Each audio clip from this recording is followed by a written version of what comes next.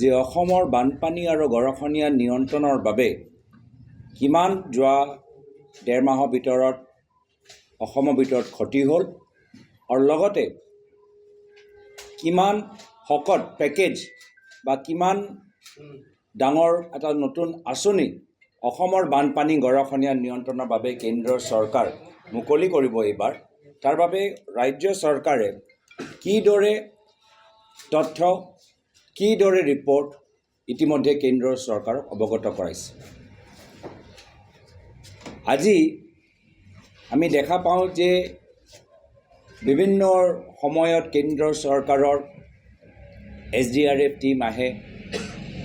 SDRF team অহাৰ পিছত তেওঁলোকে কিবা ষ্টাডি কৰে, অধ্যয়ন কৰে আৰু তাৰ পিছত তেওঁলোকে এটা পেকেজ গৃহমন্ত্ৰী অমিত শ্বাহৰ জৰিয়তে প্ৰকাশ কৰে আৰু পেকেজ কেতিয়াবা 400 কোটি টকা, কেতিয়াবা 500 কোটি টকা, মেক্সিমাম 700-800 crores পেকেজ তেওঁলোকে দিয়ে।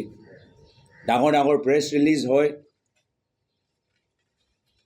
মুখ্যমন্ত্ৰী গৃহমন্ত্ৰীক ধন্যবাদ জ্ঞাপন কৰে আৰু যিদৰে আমি অলপ দিন আগতে গম পালোঁ গোটেই টকা পইচাটো আমি ভালদৰে ব্যৱহাৰ কৰিব নোৱাৰোঁ। বহুত পইচা আনৰিলিজ আনস্পেণ্ট হৈ থাকে। কিন্তু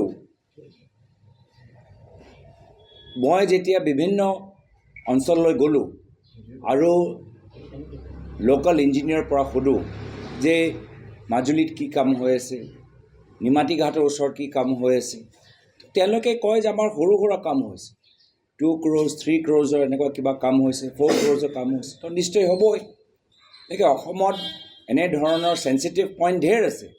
তো যেতিয়া SDRFৰ পৰা 400 কোটি টকা আহে, অসম চৰকাৰে তাৰ মাত্ৰ 20% 35% ব্যৱহাৰ কৰে। তো বহুত কম পইণ্টত সৰু সুৰা প্ৰজেক্ট হয়, যাৰ ফলত আকৌ 4 বছৰ পিছত আকৌ সেই মানুহবোৰৰ স্থানীয় মানুহবোৰৰ সমস্যাৰ সন্মুখীন হ'বলৈ হয়। প্ৰায় এম্বেংকমেণ্ট আমি দেখিছোঁ, মুখ্যমন্ত্ৰী নিজে কৈছে কংগ্ৰেছৰ দিনত বনা, বহুত আগতে বনা। তো ইয়াৰ লগত এটা ডাঙৰ যে বৰ্তমান চৰকাৰ বিফল হৈছে বা ভালদৰে কাম কৰিব পৰা নাই বা সৰু সুৰা কাম কৰিছে, ইয়াৰ ডাঙৰ কাৰণ হৈছে যে তেওঁলোকে কেন্দ্ৰৰ চৰকাৰৰ পৰা যিমান আমাক আৰ্থিক পেকেজ লাগে, যি ধৰণে আঁচনি লাগে, আনিবলৈ ব্যৰ্থ হৈছে। ইয়াৰ আগতে কেন্দ্ৰৰ চৰকাৰৰ ফ্লাড মেনেজমেণ্ট প্ৰগ্ৰাম আছিলে চেণ্ট্ৰেল ৱাটাৰ কমিশ্যনৰ জৰিয়তে। এতিয়া মই জানিবলৈ বিচাৰোঁ যে চেণ্ট্ৰেল ৱাটাৰ কমিশ্যন যে মূল বিভাগ, কেন্দ্ৰৰ চৰকাৰৰ মূল বিভাগ চেণ্ট্ৰেল ৱাটাৰ কমিশ্যনে যোৱা 5টা বছৰ বানপানী গৰাখহনীয়াৰ কাৰণে কিমান তেওঁলোকে টকা পইচা অসম চৰকাৰক দিছে আৰু এইবাৰ কিমান দিব। একেলগে SDRF কি হ'ল, NDRF কি হ'ল, national disaster relief fund, state disaster relief fund. Relief fund পৰা আমি কিমান পাব পাৰোঁ কওকচোন।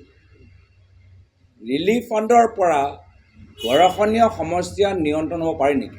ৰিলিফ ফাণ্ডে ৰিলিফৰ কাম কৰিব, ইমাৰ্জেঞ্চি ৰিপেয়াৰ কৰিব, মাইনাৰ ৰিপেয়াৰ কৰিব।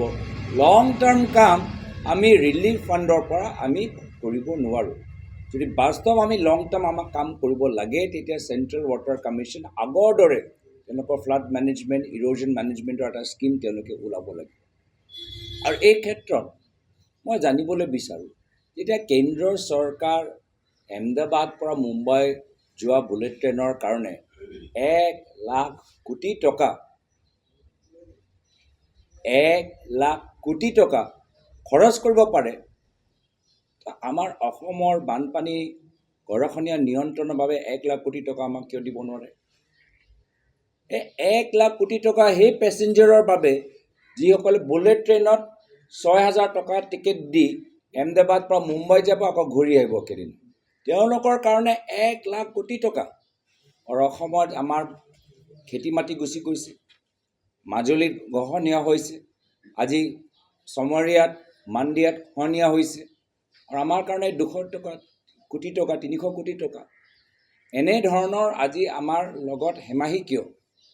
তো মই বিচাৰোঁ যে কেন্দ্ৰৰ চৰকাৰ যিদৰে 1 লাখ কোটি টকাৰ ৰেলৰ কাৰণে দিছে, এটা বুলেট ট্ৰেইনৰ কাৰণে দিছে 1 লাখ কোটি টকা অসমৰ বানপানী গৰাখহনীয়া সমস্যাৰ কাৰণে দিয়ক আৰু এনেধৰণৰ দাবী অসমৰ ৰাজ্য চৰকাৰ কেন্দ্ৰ চৰকাৰক অৱগত কৰক মই নিজে নিজৰ ব্যক্তিগত হিচাপে এজন সাংসদ হিচাপে আমাৰ দাবী কেন্দ্ৰ চৰকাৰৰ সন্মুখত দাঙি ধৰোঁ আজি দেখিলোঁ গুৱাহাটী আজি দেখিলোঁ যোৰহাট আজি দেখিলোঁ Dibrugarh man made flood artificial flood ড্ৰেইনবোৰ ব্লক যোৰহাটৰ ভিতৰত যিদৰে পানী সোমাইছে যোৱা 50 বছৰত সোমোৱা নাই JB কলেজত যিদৰে পানী সোমাইছে যোৱা 50 বছৰত আমি এনেকুৱা দৃশ্য দেখা পোৱা নাই আৰু তাৰ কাৰণ হৈছে তাত PWD বিভাগ ব্যৰ্থ হৈছে মিউনিচিপালিটি ব্যৰ্থ হৈছে জিলা প্ৰশাসন ব্যৰ্থ হৈছে একে আমি গুৱাহাটীত দেখিলোঁ একে আমি ডিব্ৰুগড়ত দেখিলোঁ 2 বছৰ আগত আমি শিলচৰত দেখিছিলোঁ তো আমাৰ যিমানবোৰ গুৱাহাটী অসমৰ ভিতৰত নগৰ মহানগৰ আছে তেওঁলোকৰ ড্ৰেইনেজ সুৱেজ আৰু ফল্টি কনষ্ট্ৰাকশ্যন যিমান য'ত ইলিগেল ক'ৰবাত ড্ৰেইনৰ ওপৰত ইনক্ৰ'চমেণ্ট আছে তাৰ ওপৰত এইখন চৰকাৰ মন দিয়াটো উচিত নহ'লে স্মাৰ্ট চিটি আমি ক'তো দেখা নাই চিটিয়ে দেখা পামনে মোৰ সেইটোৱে সন্দেহ হৈছে আজিৰ পৰা 10 বছৰ যদি প্ৰত্যেক বছৰ এনেদৰে পানী সোমাই থাকে গুৱাহাটী নগৰ হৈ থাকিব নে যোৰহাট নগৰ হৈ থাকিব নে নহয় এটা সন্দেহ তো এইখিনি কাম গুৰুত্ব দিব লাগে এই সন্দৰ্ভত আজিয়ে বিশেষকৈ যোৰহাটৰ যিখিনি তথ্য মোৰ ওচৰত আহিছে মই মুখ্যমন্ত্ৰী মহোদয়ক চিঠিৰ জৰিয়তে অৱগত কৰাম যে যোৰহাটৰ কি কাৰণত faulty planning faulty construction faulty ড্ৰেইনেজৰ কাৰণে কি কাৰণত আজি যোৰহাটৰ ৰাইজ ইমান ভুগিবলৈ হৈছে মই সেইখিনি কথা চিঠিৰ জৰিয়তে অৱগত কৰাম আৰু আশা কৰোঁ যে যোৰহাট লগতে অনন্য মান নগৰ মহানগৰ আছে তাত গুৰুত্ব দিয়া যাব এয়া হ'ল প্ৰথম বিষয় বানপানী গৰাখহনীয়াৰ ওপৰত